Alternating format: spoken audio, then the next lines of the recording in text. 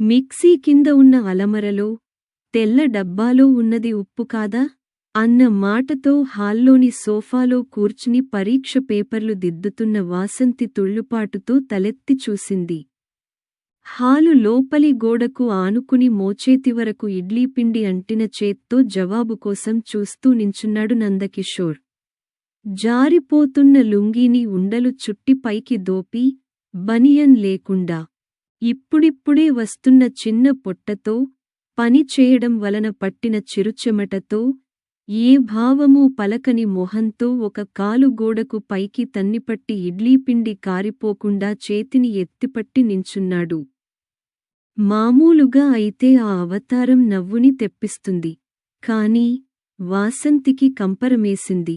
కొంత అయోమయంతో, కొంత భయంతో, కొంత చిరాకుతో. కాదు అని. ఏం చేశావ్? అడిగింది.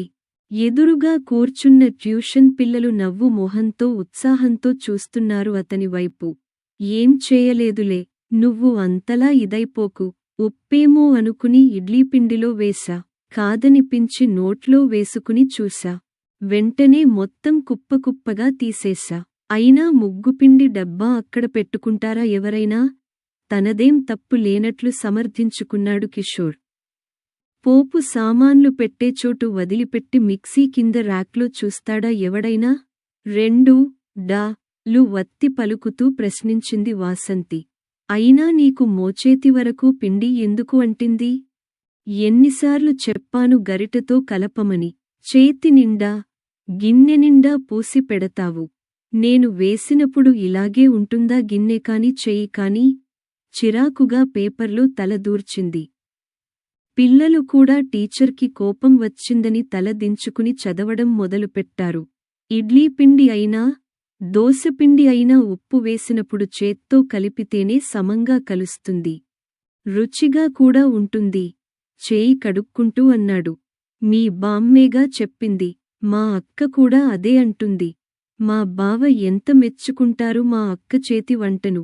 నువ్వూ తింటావుగా అదంతా చెయ్యితీరు. నీ మొహం. అదేదో రూలు అన్నట్లు మాట్లాడకు. పని శుభ్రంగా చేయడం చేతకాదు కాని, కోపంగా అంది. అతను నిలబడిన తీరు ఆడపడుచును గుర్తుచేస్తుంది. ఆవిడ కూడా అంతే. వస్తే, వంట నేను చేస్తాలే అమ్మాయ్ అంటూ కిచెన్లోకి వెళ్తుంది. రాత్రి అదే సమయంలో ఆవిడ సీరియల్స్ కూడా వస్తాయి. వంట చేస్తూ కిచెన్లోకి హల్లోకి తిరుగుతూ ఉంటుంది. ఏదైనా ముఖ్యమైనవి అనుకుంటే ఆ గోడకు అలాగే ఆనుకుని నించుంటుంది. వాసంతి మొహం చూసి ఇంకేం మాట్లాడలేదు కిషోర్.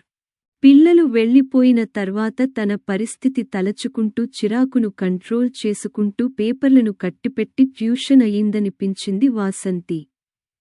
ఇడ్లీపిండి కలిపిన గిన్నె పక్కన పెట్టేసి నోరు విప్పకుండా న్యూస్ పేపర్ తీసుకుని బాల్కనీలోకి వెళ్లాడు కిషోర్. అక్కడైతే పెద్దగా అరవదని ఈలోపు కాస్త కుదుటపడుతుందని. పిల్లలు వెళ్లిన తర్వాత దిగాలుగా అలాగే సోఫాలో చేరగిలపడిపోయింది. కళ్లలో అసహాయతతో కూడిన సన్నని నీటిపొర. ఈమాత్రానికేనా అనుకోకండి.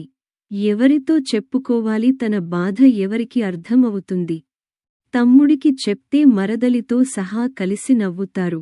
స్నేహితురాలితో చెప్తే ఊరుకుందు. రుచిగా వండిపెడితే హాయిగా తిని కూర్చోక అంటుంది. తల్లితో తన బాధ పంచుకుందామంటే మగపిల్లాడితో వంటపని, ఇంటిపని చేయించింది చాలక మళ్ళీ వంకలు పెడతావా అంటూ తిడుతుంది. నేను చేయించను మహాప్రభో. తనకే ఆ పనులు ఇష్టం అంటే వినిపించుకోదు.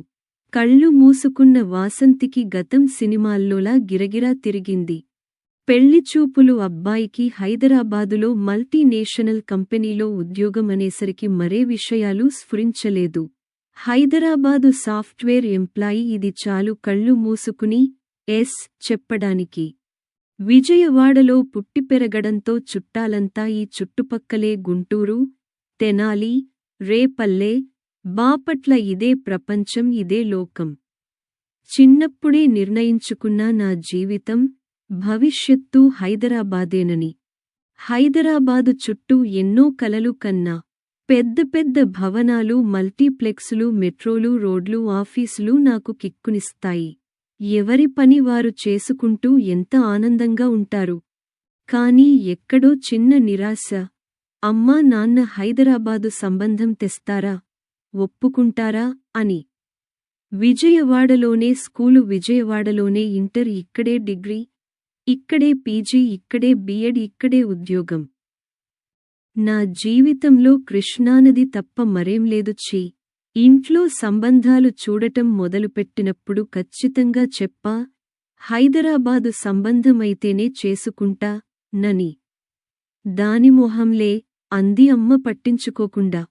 నేను వాళ్లను పట్టించుకోకుండా హైదరాబాదు కాని సంబంధాలన్నీ తిరగొట్టేశాను. ఫైనల్గా ఈ సంబంధం వచ్చింది. కిషోర్, హైదరాబాదులో సాఫ్ట్వేర్ ఎంప్లాయ్. ఈ ఒక్క క్వాలిఫికేషన్ చాలు. నా జీవితం అంతా మెట్రో సిటీస్లోనే గడిచిపోతుంది. లాంగ్ డ్రైవ్లు, ఏసీ ట్రైన్లు. ఈ విజయవాడ మూలాన ఏనాడు ఏసీ ట్రైన్ మొహం కూడా చూడలేదు. అదృష్టం బాగుండి పెళ్ళికొడుక్కి నేను నచ్చితే బిర్లామందిర్కి వస్తానని మొక్కుకున్నా. కనకదుర్గమ్మను వదిలేశానని అనుకోకండి. నా బాధ ఏంటో కనకదుర్గమ్మకు తెలుసు. చుట్టుపక్కల ఊళ్ల నుండి ఎవరు వచ్చినా కనకదుర్గమ్మ దర్శనం డ్యూటీ నాదే. పూలమ్మిలు, కొబ్బరికాయల వాళ్లకు, చెప్పులవారికి నేను సుపరిచితం. పూజారులకు కూడా. వచ్చిన చుట్టాల సోది వింటూ గుడికి తీసుకెళ్ళి కొబ్బరికాయలు, ప్రసాదాలు కొనిపించుకుని అమ్మవారి దర్శనం చేయించుకుని తీసుకురావడం నా 8వ తరగతి నుండే మొదలు. కొత్తలో బాగున్నా తర్వాత చిరాకు, కోపము, ఆ తర్వాత అసహనమూ పుట్టుకొచ్చింది. నా వల్ల కాదు అని మొత్తుకున్నా. నేర్చుకోవాలి ఇవన్నీ. బెజవాడ అమ్మాయిలు అంటే కత్తి అనిపించుకోవాలి అంటూ సూక్తిరత్నాలు. కొంతలో కొంత ఊరట కనకదుర్గమ్మతో నా మొర చెవిన వేసేదాన్ని. ఏ మాటకామాటే అమ్మను ఎన్నిసార్లు దర్శించినా చాలదు. నాకు తెలియకుండానే చేతులు జోడించి ప్రశాంతంగా కళ్ళు మూసుకునేదాన్ని. అబ్బాయి వాళ్లది పొన్నూరు దగ్గర చిన్న ఊరు. తల్లీ తండ్రి చిన్నతనంలోనే పోవడంతో నానమ్మ పెంచింది. అక్క, తమ్ముడు ఇద్దరికీ 10 ఏళ్ల వ్యత్యాసం ఉంది. బావగారికి రైల్వేస్లో ఉద్యోగం. మనవడు ఎక్కడ కాలేజీలో చేరితే తనూ అక్కడికి వెళ్ళి ఉంటూ చదివించుకుందిట నానమ్మ. హైదరాబాదులో ఉద్యోగంలో చేరితే కూడా తను వదలలేదుట. ఇంతకాలం కూడా ఉండి జాగ్రత్తగా చూసుకుందిట. పెళ్ళైతే ప్రశాంతంగా ఊపిరి పీల్చుకుంటుందిట. ఇక్కడివాళ్లే కాబట్టి అమ్మానాన్నలు ఇష్టపడ్డారు. హైదరాబాదు సాఫ్ట్వేర్ ఎంప్లాయ్ కాబట్టి నాకూ అంగీకారమే. దుర్గమ్మ తల్లి నా మొర ఆలకించింది. నాకు నేను ముందే చెప్పుకున్నా అబ్బాయి ఎలా ఉన్నా సర్దుకుపోవాలని. అవ్వా కావాలి, బువ్వా కావాలి అంటే కుదరదు కదా. నిశ్చయించుకున్న పెళ్లికి చూడటం ఎందుకులే అని పెళ్లిచూపుల తంతును నేను పెద్దగా పట్టించుకోలేదు. నా బుర్రనిండా మెట్రో ట్రైన్లు, మల్టీప్లెక్సులే తిరుగాడుతున్నాయి. నిశ్చితార్థంలో చూశాను. సంతోషం ఉప్పొంగింది. నిజంగా బాగున్నాడు. కాదు అందంగా ఉన్నాడు నాకన్నా కూడా. తెల్లగా, ఎత్తుగా, ఎత్తుకి తగిన లావుతో హుందాగా కూడా అనిపించాడు. తన ముందు నేనే తేలిపోతాను. ఎందుకు ఒప్పుకున్నాడబ్బా? ఎంక్వైరీలో తేలింది ఎక్కడో దూరపు చుట్టరికం. మంచి బలగం ఉన్న సంబంధం కావాలని నానమ్మ ఆశ. సో నానమ్మకి మా చుట్టాలు పలుకుబడి బాగా నచ్చి ఉంటుంది. పాపం 2 పిల్లల్ని పెంచి పెద్ద చేయడానికి ఎన్ని అవస్థలు పడిందో ఆవిణ్ణి దగ్గరే ఉంచుకుని బాగా చూసుకోవాలని నిర్ణయించుకున్నా. తన ఆలోచనలు, హాబీలు అన్నీ తెలుసుకుని నన్ను నేను కొంత మార్చుకోవాలి. నాకు శీఘ్ర కోపం, మొండితనం అంటారు. తగ్గించుకుని తనకు అనుకూలంగా బతకాలి. తనకు ఇష్టమైన వంటలేవో తెలుసుకుని నేర్చుకోవాలి. పిజ్జాలు, బర్గర్లు, నూడుల్సు లాంటివి నేర్చుకుని చక్కగా వండిపెట్టాలి. అస్తమానం బయట తింటే ఆరోగ్యాలు పాడవుతాయి. తనకి జీన్స్, టాప్స్ ఇష్టమైతే అలవాటు చేసుకోవాలి. ఇప్పుడు వేసుకోవచ్చు కానీ ఈ విజయవాడకి, మా చుట్టాల లెవెల్కి ఈ డ్రెస్సులు చాల్లే అని నేనే వేసుకోను. ఇప్పుడు నన్ను నేను మోడర్న్గా మార్చుకోవాలి. వీకెండ్ పార్టీలకు అలవాటు పడాలి. ఓపెన్ హెయిర్ చాలా బాగుంటుంది. తన ఇష్టాన్ని బట్టి కట్ చేయించుకోవాలి. నాది పెద్ద జుట్టే, నడుము వరకు ఒత్తుగా ఉంటుంది. దానికి నూనె రాసి గట్టిగా జడ వేస్తాను. నన్ను చూసి మా విజయవాడ అమ్మాయిలు మొరటుగా, బండగా ఉంటారు అనుకోకండి. ఇక్కడ చాలా ఫ్యాషనబుల్గా ఉంటారు. నాకే ఎప్పుడో ఎందుకో తెలీదు కానీ ఈ విజయవాడ లెవెల్కి ఇది చాల్లే అనేది బుర్రలో ముద్రితమైపోయి ఉంది. హైదరాబాదు నేను కోరుకున్న నగరం. నేను కోరుకున్నట్లుగా సాఫ్ట్వేర్ భర్త. పెళ్లి సమయంలో తనకు కూడా వంట వచ్చని తెలిసి మురిసిపోయాను. చుట్టాలు స్నేహితులు కూడా నాది అదృష్టం అన్నారు. ఇద్దరూ కలిసి పనిచేసుకుంటూ హాయిగా ఉండొచ్చంటూ మగవాళ్లకు వంట రాకపోవడం వల్ల తామేం ఇబ్బందులు పడుతోంది ఏకరువు పెట్టారు. నన్ను దుర్గమ్మ తల్లి చల్లగా చూస్తుందని చిన్నప్పటినుంచి చేసుకున్న దర్శనాల పుణ్యం ఎటూ పోలేదని అర్థమయింది. కొద్ది రోజుల విశ్రాంతి తర్వాత నాకు తోచిన ఉద్యోగంలో కాలక్షేపం చేయాలని నా ఆలోచన. కిషోర్ జాగ్రత్త కలవాడు అనుకుంటా. 3 బెడ్రూమ్ల ఫ్లాటు, దానికి తగ్గ సామాన్లు అన్నీ అమర్చిపెట్టుకున్నాడు. నా జీవితానికి ఇంకే కొరత లేదనిపించింది. ఫైనల్గా నాకు విజయవాడ బెడద వదిలింది. హమ్మయ్యా! నా జీవితం హాయిగా ఆనందంగా సాగిపోతుందిక. వాసంతి వాసంతి లే అన్న పిలుపుతో తెల్లారి మెలకువ వచ్చింది. కిషోర్ ఎప్పుడు లేచాడో ఫ్రెష్గా ఉన్నాడు. స్నానం చేశాడు అనుకుంటా. టైం చూసా 5:30. 5:30కే మీ స్నానం అయిపోయిందా? ప్రశ్నార్థకంగా చూశాను. యోగా కూడా చేశాను. మీరు యోగా కూడా చేస్తారా? నాలో విస్మయం. ఏం చేయకూడదా? జాబ్లో చేరిన తర్వాత నేర్చుకున్నా చేస్తున్నాను. మంచి అలవాట్లు మంచిదేగా వసూ అన్నాడు నవ్వుతూ. నేనూ నవ్వుతూ లేచి వాష్రూంకి వెళ్లాను. వచ్చేసరికి బాల్కనీలో 2 కాఫీలు వేడిగా పొగలు చిమ్ముతూ చల్లని వాతావరణం. చాలా సంతోషమేసింది. ఎంత అదృష్టవంతురాలిని! ఎంతమంది భర్తలు ఉదయాన్నే ఇలా భార్యలకు కాఫీతో సుప్రభాతం చెప్తారు. మా అమ్మ అయితేనా? పొద్దున్నే దండకాలు లేవలేదని, పనిలో సాయం చేయలేదని. అబ్బే! వద్దు, ముందు ఇంత మంచి ఉషోదయాన్ని, కాఫీని ఆస్వాదించాలి. కాసేపు తర్వాత వంటగదిలోకి వెళ్ళా. అన్నీ నీట్గా సర్ది ఉన్నాయి. చిరునవ్వుతో, నేను వస్తున్నానని ఇల్లు బాగా సర్దారే? లేదు, ఇల్లు ఎప్పుడూ ఇలాగే ఉంటుంది. ఆర్గనైజ్డ్గా ఉంచడం నాకు అలవాటు. తను మాట్లాడే ప్రతి మాట నేనెంత అదృష్టవంతురాలినో తెలియజేస్తోంది. టీలో అందరూ అల్లం వేస్తారు కానీ లవంగా, దాల్చిన చెక్క వేయి. అదో రుచి. చాలా బావుంటుంది. ఓ అవునా, ట్రై చేస్తాను. రాత్రి భోజనం చుక్కకూర. కందిపప్పులో కన్నా పెసరపప్పుతో బాగా ఇముడుతుంది. గుమ్మడి వడియాలుతో అదిరిపోతుంది. చూడు, ఈసారి చేసి పెడతా. నాకు తెలియని విషయానికి ఏమో ఉంటుందేమో. చేస్తానంటున్నాడుగా, చేయని చేస్తే తినడానికేం. మరో పూట కాఫీ పాలు స్టవ్ మీదకన్నా కుంపటి మీద కాస్తే ఆ రుచే వేరు. అవన్నీ ఇక్కడ కుదరవు కదా కిషోర్? కుదరవు. కానీ చెప్తున్నా. సరే, ఈ శనివారం వంట నేనే చేస్తా, చూద్దుగాని. వద్దు కిషోర్, వచ్చి 2 నెళ్లయింది. నువ్వసలు నన్ను బయటకు తీసుకెళ్లనే లేదు. బయటనే భోంచేద్దాం. బయటకు వెళ్దాం కాని భోజనం ఇంట్లోనే చేద్దాం. వంట నేను చేస్తాగా. అప్సెట్గా అనిపించింది. కానీ చేసేదేంలేక సరేనన్నాను. భోజనం తర్వాత బయటకు వెళ్తామన్న ఆనందంతో లేచాను. అప్పటికే కిషోర్ స్నానం చేసి కాఫీ ఫిల్టర్ వేశాడు. ఫిల్టర్ కాఫీ నాకు ఇష్టమే కానీ అంత ప్రాసెస్ నచ్చదు. ఇవాళ ఫిల్టర్ కాఫీ అంత ఆనందానివ్వలేదు. 2 వారాల క్రితమే తనని కిచెన్లోకి రావద్దని గట్టి వార్నింగ్ ఇచ్చాను.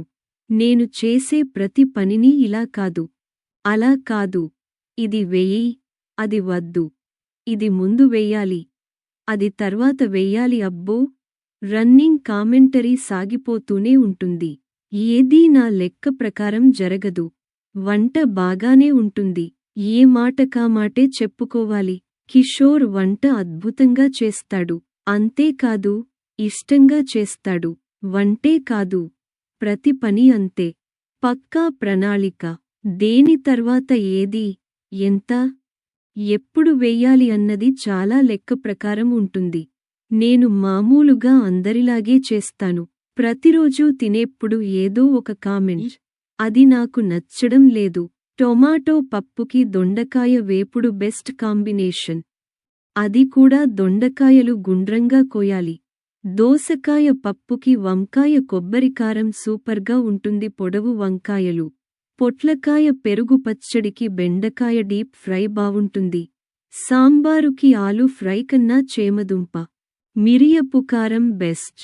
గుమ్మడి వడియాలు, బియ్యపు వడియాలు, మినప వడియాలు ఇలా ఏవి దేనితో అద్భుతంగా ఉంటాయో చెప్తూనే ఉంటాడు. ఇవాళ గోంగూర పచ్చడి ఎండు మిరపకాయలతో చేయి. మిరపకాయలతో పాటు ధనియాలు, జీలకర్ర వేయించు. రోజూ భోజనం టైంలో ఇదో చర్చ తనకి. మొదట్లో ఇష్టంగానే అనిపించినా రానురాను చిరాకు మొదలైంది నాకు. కాఫీ, స్నానం, ఆంజనేయస్వామి గుడి. నువ్వలా కూర్చో, కాసేపట్లో అల్లం వేసి మాంచి పెసరట్టు వేసిపెడతా నీకు. పిండి రాత్రే నానేసాగా నువ్వలా కూర్చో, నేను చిటికెలో వేసేస్తా. చుర్రుమంది నాకు, కాని ఆకలి వేస్తోంది. మౌనంగా వెళ్ళి సోఫాలో కూర్చుని టీవీ ఆన్ చేశా. వేసినంతసేపు నానమ్మా, అక్కా, టిఫిన్లు, వంటలే. ఎవరు ఎలా చేస్తారన్నదే. నీకు కూడా వేసేయి కిషోర్. ఇద్దరం కలిసి తిందాం. వద్దొద్దు, పెసరట్టు వేడిగానే తినాలి, చల్లారితే బాగోదు. నువ్వు తినేసేయ్ అంటూ ప్లేటు తీసుకొచ్చాడు. వేడి పెసరట్టు నెయ్యి కారుతూ ఆత్మారాముడు తృప్తిపడ్డాడు. తను కూడా తెచ్చుకుని తింటూ ఏవేవో చెప్తున్నాడు. వింటున్నాను. ఈసారి మా ఊరు వెళ్ళినప్పుడు మంగళంలో వేయించిన కందిపప్పుతో గోంగూర పప్పు చేసి పెడతాను. అది తింటే నువ్వు ఈ పచ్చిపప్పు అసలు నోట్లో పెట్టవు. మంగళమా? అయ్యో, అది కూడా తెలీదా వసూ? అదేదో ఎనిమిదో వింతలాగా చూశాడు. తెలీదు, ముక్తసరిగా అన్నా. హాయిగా పెసరట్టు తిన్న ఆనందం లేకుండా ఈ టాపిక్ నాకు నచ్చడం లేదు. మంగళం అంటే మొదలుపెట్టాడు పక్కనే కూర్చుంటూ. అబ్బా, ఎందుకడిగానా అనిపించింది. వద్దు కిషోర్, వంట చేసుకోవాలిగా, వదిలే. లేదా బయటకి వెళ్ళి భోంచేసి సరదాగా సినిమాకు వెళ్దాం అన్నాను. అతనికి బయట తినడం నచ్చదు. బయట వద్దు, నేను చేస్తాగా, ఎంతో టైం పట్టదు. నువ్వు ఏమీ చెయ్యక్కరలేదు. ఇది విను ముందు. ఎంత బావుంటుందో వంట చేస్తూ చెప్తాలే. అయిష్టంగానే కూర్చున్నాను. మంగళం అంటే కళ్ళు అరమోడ్పులయ్యాయి. ఒక్కోసారి కుండలు పగిలిపోతాయిగా, ఆ పగిలిన కుండలో కింద భాగం అన్నమాట. దాన్ని పొయ్యి లేదా కుంపటి మీద పెట్టి పప్పు వేయించుతారు. మంట పెద్దగా పెట్టకూడదు, సన్న సెగమీద దోరగా వేయించాలి. నా కళ్ళు ఎప్పుడు మూతపడిపోయాయో తెలీదు. వచ్చిన కొత్తలో నన్ను నేను మోడర్న్గా మార్చుకోవాలి అని హెయిర్ కట్ చేయించుకున్నా. జీన్స్, పలాజోస్ కొనుక్కున్నాను. జీన్స్ వేసుకున్న రోజు తనకి పెద్దగా నచ్చలేదు. చక్కగా చీరనో, డ్రెస్సో వేసుకోవచ్చుగా. మీ నానమ్మనో, అక్కనో వేసుకోమను. నాకివే ఇష్టం, ఇవే వేసుకుంటా. ఒళ్ళు మండిపోయింది. విజయవాడలో వేసుకోలేదుగా అన్నాడు నా కోపాన్ని పట్టించుకోకుండా. నాకు కోపం వచ్చిందన్న విషయాన్ని కూడా గుర్తించలేదని. నీ మొహం, నువ్వేం చూశావు? నాకు షార్ట్స్, ఫ్రాక్స్ చాలా ఉన్నాయి. అవే వేసుకుని తిరిగేదాన్ని అక్కసుగా అన్నాను. అలాగా, నీకేవి ఇష్టమైతే అవే వేసుకో, కూల్గా సమాధానమిచ్చాడు. విజయవాడ ఒక నరకం అనుకుంటే ఇది ఇంకోలా ఉంది ఏంట్రా బాబూ అనుకున్నా. దానికి తోడు ఇక్కడ తనకో అన్న ఉన్నాడు. చిన్న తాత, పెద్ద తాత చుట్టరికాలు. ఉస్మానియాలో డాక్టరు. బొద్దుగా తెల్లగా దబ్బపండులా ఉంటాడు.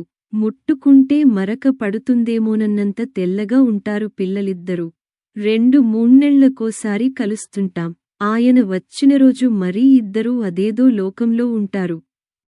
దానిలో వాళ్ళ ఊరు, నానమ్మ, అక్కలు చెక్కలు వంటలు, ఊళ్ళో కాలేజీ లేకపోవడం, హాస్టల్ ఖర్చులు భరించలేని ఆర్థిక స్థితి రూములు అద్దెకు తీసుకుని వండుకు తిని దానిలో నిష్ణాతులైపోయారు.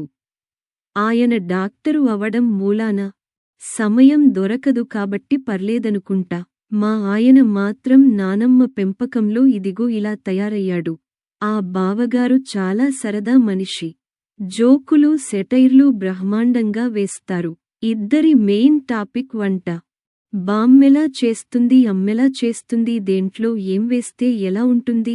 ఊరులో ప్రతి ఒక్కడికి నిక్నేమ్. కాలవలు ఈతలు చెప్పుకుని పగలబడి నవ్వుతుంటారు. మొదట్లో సరదాగానే ఉండి ఎంజాయ్ చేసేదాన్ని. ఇప్పుడది హద్దులు దాటి చిరాకు వచ్చింది. ఎన్నోసార్లు వార్నింగ్ ఇచ్చాను.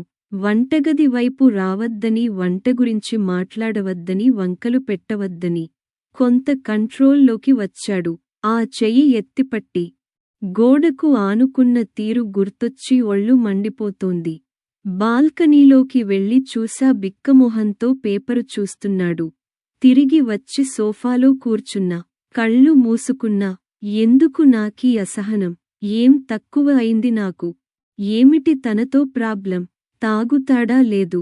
పబ్బులు పార్టీలు అంటూ తిరుగుతాడా లేదు? ఆఫీసు పని అంటూ నన్ను పట్టించుకోకుండా ఉంటాడా లేదు? పోనీ అమ్మాయిల వెంటపడతాడా లేదు? ఆ మొహానికి అంత తెలివి కూడానా? సినిమాలు షికార్లు వద్దంటూ నన్ను కట్టడి చేస్తాడా లేదు? తనకిష్టం ఉన్నా లేకున్నా నాకోసం వస్తాడు. నానమ్మ పెంపకంలో అతి జాగ్రత్తగా పెరిగాడు. అలాగే అతి మంచిగా తయారయ్యాడు. జీవితాన్ని పద్ధతిగా జీవించాలి అనుకుంటాడు. అన్నిటికీ మించి నన్ను ఏనాడూ ఒక మాట అనడు. చాలామంది భర్తల్లా భార్యని చిన్నచూపు చూడడు. నాన్న, బాబాయిలు, అమ్మను, పిన్నిలను ఎలా ట్రీట్ చేస్తారు? అసలు స్వాతంత్ర్యం ఉందా? వాళ్ళ ఆజమాయిషీని భరిస్తూ అలా బతికేస్తూ ఉంటారు. నేను ఉద్యోగం చేయడం, చేయకపోవడం నా ఇష్టానికి వదిలేశాడు.